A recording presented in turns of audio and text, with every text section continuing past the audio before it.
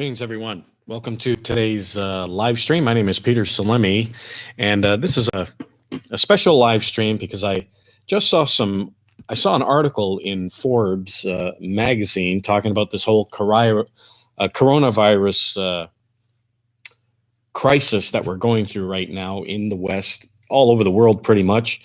We're seeing lockdowns now. They just locked down Ontario. People are not allowed to go to bars or any public places except for grocery stores and pharmacies. Everything's being locked down. The economy's coming to a halt. The stock market, of course, is plummeting. I think there's a bounce back today, but the stock market is down considerably. And this is affecting our economy, but it's going to affect the most, who it's going to affect the most, is the one who started it all, China. Now, I pulled this from Forbes, an interesting article of how now, because of this coronavirus, this could be the end of China as a global manufacturing hub. And I think this is significant when we look at the prophecy of Gog and Magog, which we have proved is China. When we look at this prophecy, we can see this actually happening.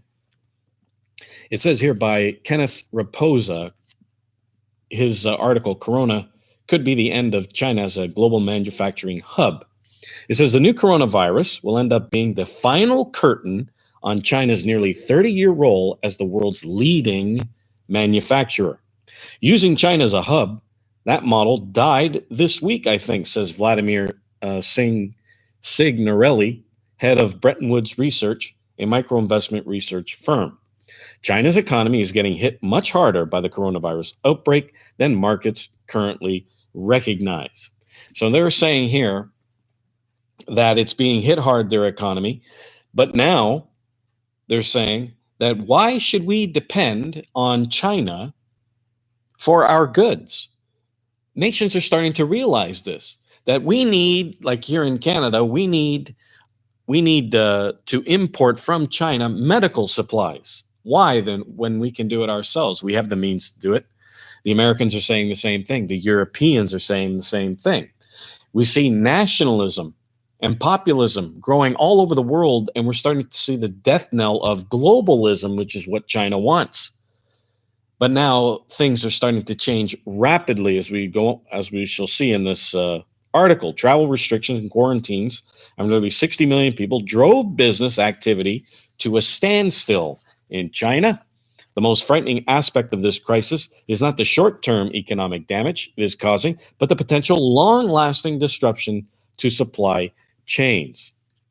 It says China is losing now its prowess as the only game in town for whatever widget one wants to make was already underway. People were starting to realize that getting things from China takes too long. Companies were starting to move away from China already, but now the coronavirus is actually excelling this. It says people now are forced to reconsider their decade-long dependence on China. It says retail pharmacies in parts of Europe reported that they couldn't get surgical masks because they're all made in China. Can't Albania make these things for you? Seems their labor costs are even lower than China's, and they are, of course, closer. So why depend on China? Why not manufacture things right here at home or closer to home? And businesses are starting to realize this, and they're moving away from China, and now this coronavirus is actually speeding up the process. Notice the coronavirus in China. The coronavirus is China's swan song. There is no way it can be the low-cost world manufacturer anymore. Those days are coming to an end.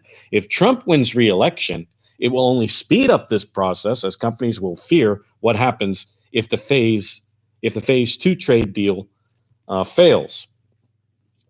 And of course, we're also seeing that China, because of Donald Trump and his trade deals and the tariffs, that the Chinese grip on the economy, on the U.S. economy, is starting to loosen. And Trump has brought manufacturing back to the United States.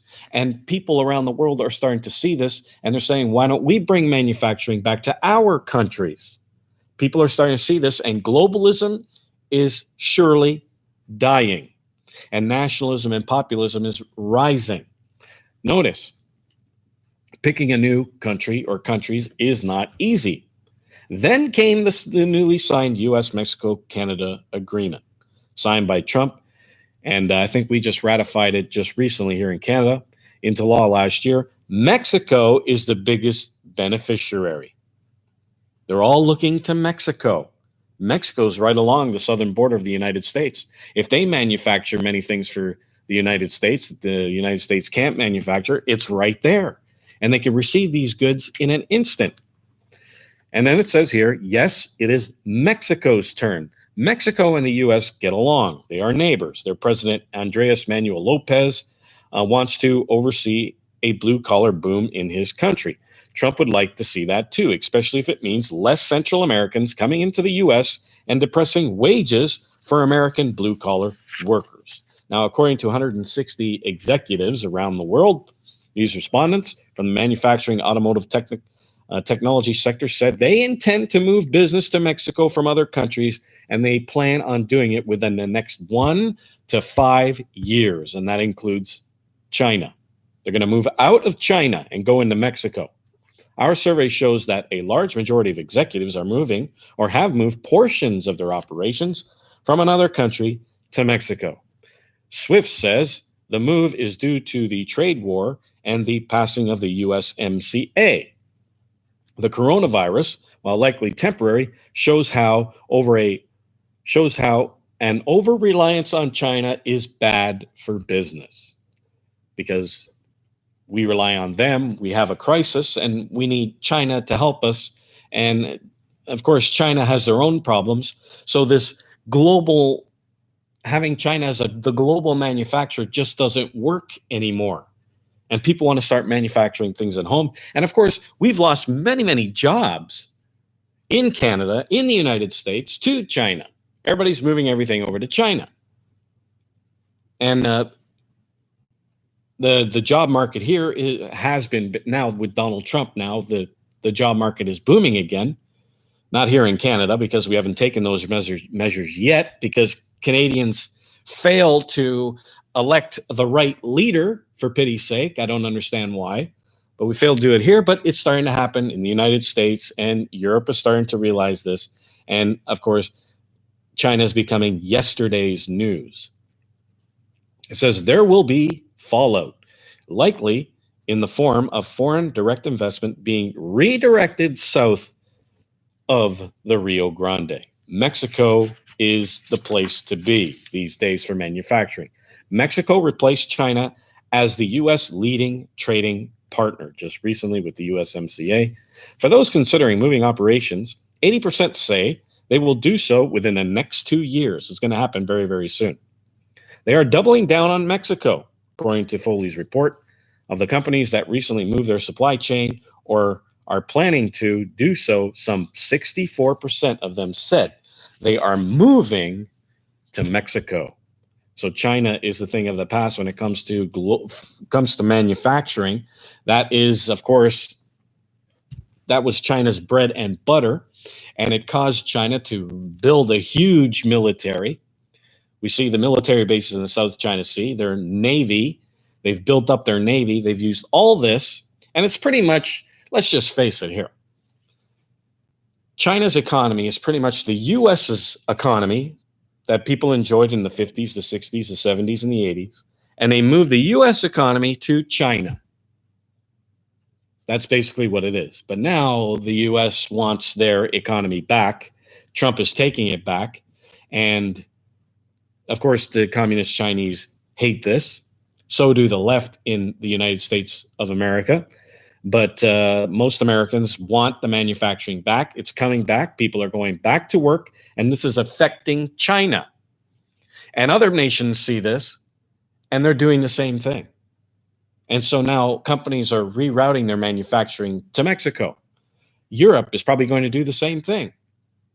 Why have all these things imported from China? And there was one part of this article that says that to get something from China, I thought I highlighted it. Oh, here it is. It says shipping a container from Mexico to New York takes 5 days. It takes 40 days from Shanghai. So, of course, time is of the essence when it comes to these things. And so why not cut the time in half by having manufacturing a lot closer to you? So China is a thing of the past. Now, I look at the biblical prophecy of China in Ezekiel, the 38th chapter of the prophecy of Gog, of the land of Magog, the chief prince of Meshech and Tubal, which is Manchuria and Tibet. Gog is China, and it's talking about this invasion, verses 3 to 9, invasion of Israel, which is, of course, the United States, the British Commonwealth of Nations. And, of course, the main target here is the United States of America. And I've gone through this prophecy many, many times. But I noticed this in verses 10 through 13. It says this, "Thus says the eternal God, it shall also come to pass that at the same time shall things come into your mind, and you shall think an evil thought, and you shall say, I will go up to the land of unwalled villages, and I will go to them that are at rest, that dwell safely, all of them dwelling without walls, having neither bars nor gates. To take a spoil, to take a prey, to turn thine hand upon the desolate places which are now inhabited, upon the people that are gathered out of the nations, which have gotten cattle and goods, and that dwell in the midst of the land." If that doesn't describe the United States of America, I don't know what does. Now notice Sheba, Dedan, and the merchants of Tarshish, which is the merchants of Tarshish, of course, is Japan. Sheba, Dedan, of course, is Saudi Arabia, which are allies of the United States. With all the young lions, that's Taiwan, and so on, shall say unto thee, art thou come to take a spoil? Hast thou gathered thy company to take a prey, to carry away silver and gold, which is money, to take away cattle and goods, to take a great spoil? So here God says an evil thought is going to enter into your mind, and you're going to go up to the land of unwalled villages, a place where they have let their defenses down because it's good times now, and China is not the enemy anymore, they think. So good times are happening. They've let their defenses down. That's what it means by the land of unwalled villages, to take a spoil, to take a prey, the cattle, the goods, the silver, the gold. Why do you think they are attacking Israel? It says here that they want their goods, their silver, their gold. Is it because China, their economy has collapsed?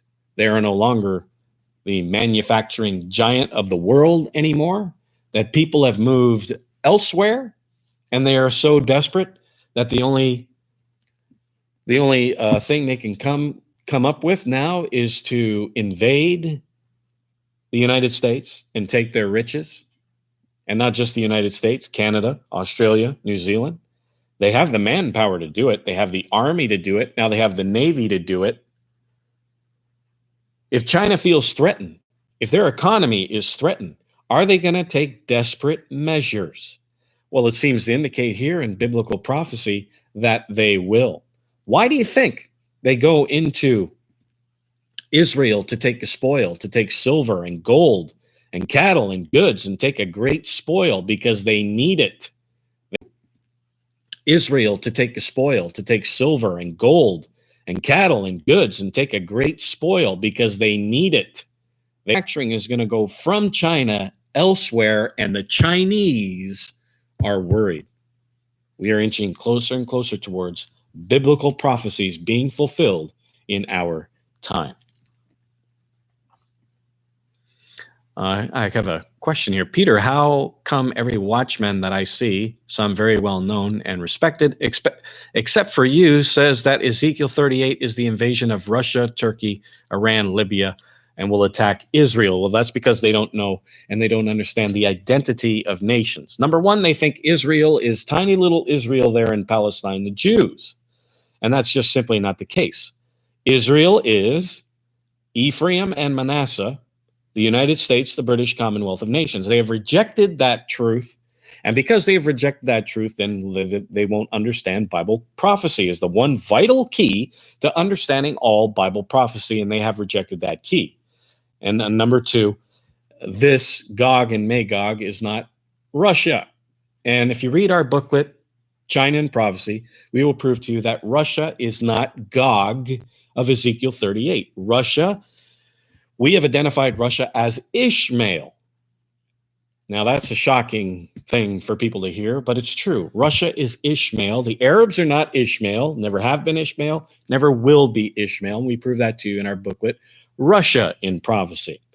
So this is why they are saying that this is Russia, Turkey, Iran, Libya that will attack Israel, because they just don't understand the identity of nations. They got the identity of nations all wrong.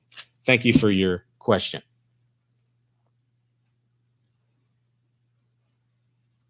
Well, then it looks like 99% of the Watchmen do not understand the Bible. This is very hard to believe. No, it's not hard to believe, because Jesus Christ of Nazareth said that his church that does the work of the Watchman, his church will be a minority in this world. In Luke, the 12th chapter, it says that they are a little flock, having yet little strength, in Revelation 3, verse 8. So it's not hard to believe. The minority, God's church is a minority in this world, and they are a lone voice crying out in the wilderness. All right, so I just wanted to go through with you that article, how it pertains to Bible prophecy in Ezekiel, the 38th chapter. And I can really see this being fulfilled of Ezekiel 38, 10 through 13. Why, you're welcome, Chris, why they moved into Israel. Are they desperate? Has their economy collapsed? Has it been decimated? And they are so desperate that they turn to warfare and attack the United States to take their cattle and goods and silver and gold and take away a great spoil. I believe that that's why China goes into the United States and attack it, because their economy has collapsed. And in the next 2 to 5 years, China, as a global manufacturer, their reign is coming to an end, and that is their bread and butter. Thank you for joining me here on today's live stream, and hope to see you soon. And stay tuned for more videos that I'm going to put up. I hope you enjoyed the videos on the 4 horsemen. We put those up recently. If you haven't seen them, they're up on our YouTube channel right now. And don't forget to visit our website, britishisrael.ca. That's british-israel.ca, and get all the booklets that I just mentioned, China and Prophecy, Russia and Prophecy, inside the book of Revelation. It's all free of charge off our website, britishisrael.ca. Thank you, friends, for joining me on today's live stream, and we'll see you here very, very soon.